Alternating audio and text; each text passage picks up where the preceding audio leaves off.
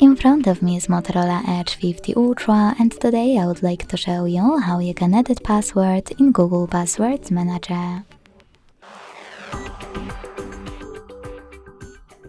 Begin by launching Settings and scrolling down to access Passwords and Accounts.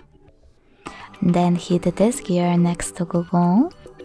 Tap on Google Password Manager and select any password that you wish to edit.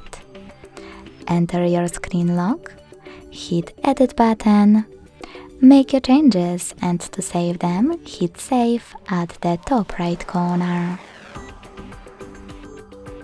Thanks so much for watching. If you enjoyed this video, leave a like, comment and subscribe. Bye!